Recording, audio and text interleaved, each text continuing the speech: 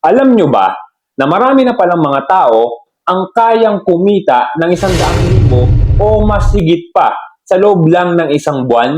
At alam nyo mga kanegosyo, sa panahon po ngayon, hindi na imposible yung kumita tayo ng ganyan. Alam nyo po kasi before, ang kumikita lang ng ganyang kalaking pera is yung mga professional talaga, yung mga lisensyadong trabaho, halimbawa doktor, engineer, architect, nurse, mga abogado, di ba? At kung ano-ano pa. Pero sa panahon ngayon, mga kanegosyo, sa tulong ng internet, kahit yung simpleng mamamayan na hindi nakapagtapos ng pag-aaral ay kayang-kayang kumita ng ganyang kalaking pera o baka milyones pa. Interesado ka sa pag-uusapan natin ngayon? Tapusin mo tong video at ituturo ko sa inyo kung paano gawin yan. Mga kanegosyo, ipapasilip ko sa inyo ngayon kung magkano ba ang kinita ko dito sa social media.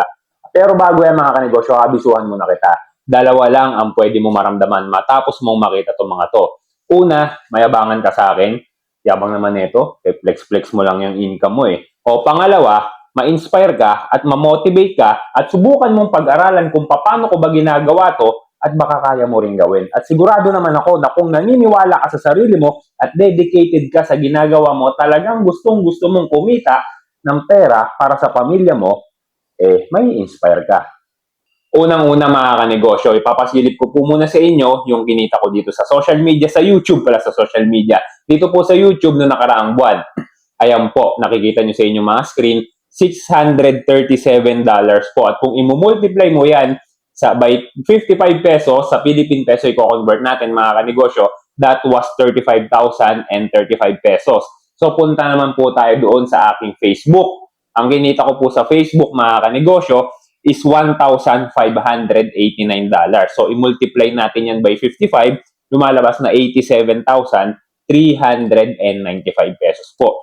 At pagpunta naman po dito sa TikTok account ko, ayan, ako si Mark ang pangalan ng aking TikTok account.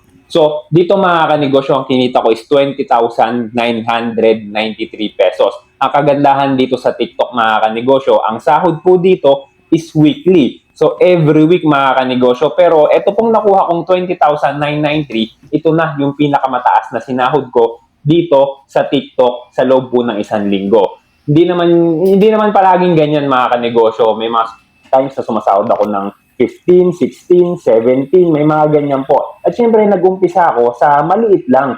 Dati nung nag-uumpisa ako, 200 pesos, 135 pesos a day mga kanegosyo. Pero syempre, nagtuloy-tuloy tayo. Pinag-aralan natin yung sistema, pinag-aralan natin kung paano ba ginagawa ng mga malalaking influencer yung ginagawa nila. At kalaunan mga kanegosyo, kahit paano medyo umaangat-angat na po ng konti yung ating income dito sa TikTok. Doon pala sa TikTok kasi nasa YouTube tayo mga kanegosyo, no? So, kung i-multiply po natin, ay kung i-add po natin yung mga yan, mga kanegosyo, yung tatlong income na yan sa loob lang ng isang buwan, so lalabas ranging 160 to 180,000. Bakit ganun? Kasi nga po hindi pantay-pantay yung kinikita ko sa TikTok per week. Kasi nga po per week ang kitaan sa TikTok mga kanegosyo. Not bad, di ba? Alam ko, napakaliit na halaga lang po nito mga kanegosyo kung ikukumpara natin ito sa mga income ng mga naglalakihang influencer, content creators, and vloggers sa iba't ibang platform. Ano po? Pero syempre, para sa akin, I am grateful mga kanegosyo na kinikita ko yung ganitong pera. Kasi kahit na po magtrabaho ako ng sobra-sobra sa pagiging empleyado, ay hindi ko po kayang kitain yan. Lalo na noong mga panahon na ako po ay namamasukan pa. At kung makikita nyo po yung income ng mga bigating influencer, content creators, and vloggers, at kung ano na po ba yung mga naipundar nila simula nang magdesisyon sila na piliin ang mundo ng pagbablog at pagti-TikTok affiliate, talagang malulula ka sa laki ng income nila at sa mga naipundar nilang bahay at mga negosyo. Umpisahan po natin kay Apollo. Ayan pong nakikita nyo sa inyong screen, siya po si Apollo. Isa po siyang former teacher na nagdesisyon na yung kanyang career ay mas pinili niya maging isang TikTok affiliate. Siyempre naman mga kanegosyo, dahil po yan sa laki ng kanyang income. Siya po ay sumasahod ng 800,000 pesos every month mga kanegosyo. At nakapagpundar po siya, nakapagpatayo po siya mga kanegosyo ng bahay. at lupa. Ayan, kita nyo mga kanegosyo, parang mansyon na sa laki yung kanyang ipinapagawang bahay, hindi po ba? Ayan ang power ng social media mga kanegosyo. Paano niya ginawa? Simple lang naman. Nag-video lang siya, nagpakita ng produkto, nakabenta, paulit-ulit, paulit-ulit. So, habang tumatagal, nung nag-umpisa siya mga kanegosyo, hindi siya ganun kagaling. Pero in the long run, nakukuha niya yung tamang sistema. Naniwala siya sa proseso. And then, ngayon, ayan na po siya.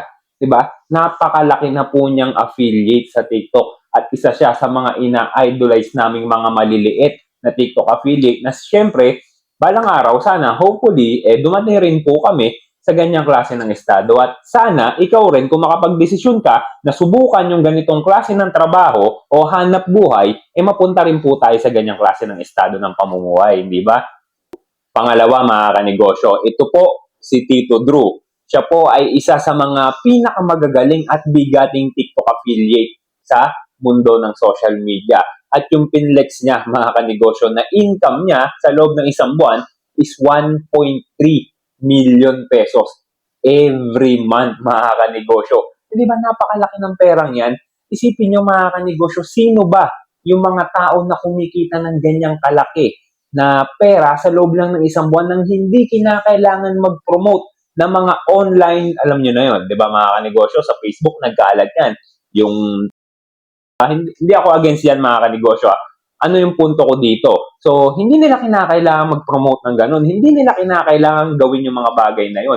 Sa pamamagitan lang ng pagti-TikTok affiliate mga kanegosyo, nakakabenta sila ng produkto, na-enjoy nila yung ginagawa niya, at higit sa lahat mga kanegosyo, nabubuhay sila nakasama yung pamilya nila at yung iba pang mga mahal nila sa buhay habang ginagawa nila yung trabaho na gustong-gusto nilang gawin. Imagine mga kanegosyo, kung ikaw may ganyan kakalaking income, ano sa palagay mo gagawin mo dyan sa ganyang kalaking pera? Hindi ba? Malamang magpatayo ka ng resort, magpatayo ka ng bahay, bumili ka ng kotse buwan-buwan, di ba? Napakalaking pera niyan mga kanegosyo. Sobrang nakaka-inspire at nakaka-motivate para po sa amin na mga maliliit na TikTok affiliate na dumating din yung araw na sana abutin din po natin yung ganyang kalaking income. Pangatlo mga kanegosyo, ito po si Daily Guides TV. Ito palagi ko po siyang pinapanood mga kanegosyo kasi natutuwa ako sa mga produkto na binibenta niya. Ang galing na itong taong to sa kanyang mga tutorial pagdating sa mga technicalities, talagang bilib na bilib ako. Kaya ako palagi ako nanonood sa kanya. Kumukuha ako ng mga tips diyan mga kanegosyo. Actually sa kanila naman lahat, sa kanilang tatlo, no? Pero ito kay Daily Guides, dito ako natutuwa kasi natutuwa ako sa naipundar niya yan. Nakapagpagawa siya ng sarili niyang bahay sa probinsya. Hindi man kalakihan, pero diba, very fulfilling yung ganyang pakiramdam mga kanegosyo. Yung makapagpatayo ka ng bahay sa ganyan pa lang ang edad mo. Baka nga mas matanda pa ako niyan diba? Pero milyonaryo na tong taong to, diba? At nakabili siya ng magarang sasakyan dahil lang po sa TikTok affiliate. Hindi niya pinlex yung kanyang income mga kanegosyo. Pero kung tatantyahin ko kung magkano yung kanyang income per month sa TikTok affiliate is parang around 600,000 to 800,000 din po siya every month mga kanegosyo. Ganun po yung kanyang income. Kasi noon meron siyang pinakita na 8 a.m. pa lang mga kanegosyo is nakakomisyon na siya ng 15,000 pesos. 8 a.m. pa lang yun. Kasi mga kanegosyo, sa TikTok po kasi, ang sistema po dyan, so magsisimula yung unang income mo kada araw ng 12:01 a.m. So magtutuloy-tuloy yan mga kanegosyo, magpapatong-patong lahat ng komisyon mo sa isang araw at magre-reset po yan sa zero pagpalo ng 12 o'clock rin po ng madaling araw. So, ganyan po mga kanegosyo. Kung magkano yung kinita mo ng 24 hours, so mapupunta na po yan sa TikTok wallet mo. Tapos, yung kinabukasan naman, yung susunod na 24 hours, magpo-produce na naman siya ng panibagong pera, mga kanegosyo. Hanggang sa magpatong-patong na at makukuha mo po yan every week, mga kanegosyo. Every Wednesday. Yan. So, 7 days counting po yan, mga kanegosyo. Imagine, kung si Daily Guides TV, mga kanegosyo, is meron na kagad 15,000 pesos, alas 8 pa lang ng umaga, at ang bugso ng benta sa TikTok, mga kanegosyo, is from 12 ng tanghali hanggang gabi. Actually, mga kanegosyo, mga 10 p.m. hanggang 11 p.m. talagang sunod-sunod pa yung benta niyan. Imagine, di ba? Yung 15,000, i-multiply mo na lang yan by 30 days. Sa palagay mo magkano lalabas? Ikaw na lang bahala sa math. Marami pa rin pong mga tao, mga kanegosyo, na hindi man sila ganun kakilala or ganun kasikat, pero hindi mo akalain na kumikita sila ng napakalaking pera sa tulong nga po ng social media, YouTube, Facebook, and TikTok affiliate. Kagaya na lang po na itong babaeng to, mga kanegosyo. Tingnan nyo kung magkano yung income niya. Ilang araw pa lang yan, hindi ba? At talagang kapag ganyan ang pumapasok na pera sa iyo, sa bangko mo, talagang mapapasayaw ka. Hindi ba? Alam nyo mga kanegosyo, kung magiging open lang po tayo para sa mga bagong opportunity na dumadating sa buhay natin, malaki po ang possibility na mag-succeed tayo financially. So, hindi naman natin kinakailangan na maging magaling po kagad. At yung mga excuse kasi ng karamihan ng mga tao, nako, TikTok, nako, vlog, hindi para sa akin yan, hindi na ako para dyan, matanda na ako para dyan. Alam nyo mga kanegosyo, sa panahon ngayon, hindi na po excuse yan. Kung matanda ka na, kung sa palagay mo, hindi na para sa yan, napapanood mo nga ako sa YouTube eh. Ibig sabihin, marunong kang gumamit ng social media. Well, mga kanegosyo, lahat naman po tayo, zero learning sa umpisa. Pero palagi nyo pong tatandaan na lahat ng mga bagay na gusto nating gawin, napapag-aralan po yan. Especially mga kanegosyo, kung ang mga bagay na gusto mong gawin is magbibigay sa iyo ng napakalaking oportunidad para baguhin ang buhay mo at baguhin ang buhay ng pamilya mo, sigurado ako na gagawin at gagawin mo yan. Especially kung ang kaginhawaan ng mga mahal mo sa buhay ang pinag-uusapan. Yun lang mga kanegosyo, maraming salamat sa panonood mo. Kung meron kang natutunan, na-inspire ka, na-motivate ka dito sa pinag-usapan natin ngayon, click mo na yung subscribe mga kanegosyo, di ba? Para maging 16,000 subscribers na po tayo dito sa YouTube, ano po? So, kung hindi ka pa nakasubscribe mga kanegosyo, malamang ito na po ang una at huling beses nating pagkikita. Kaya isubscribe mo na yan para mapanood mo pa yung ating susunod na topic. Siyempre, patungkol yan sa mga pagkakakitaan natin mga kanegosyo. No, yun lang. Once again, I am Mark Salazar at maraming salamat sa inyo.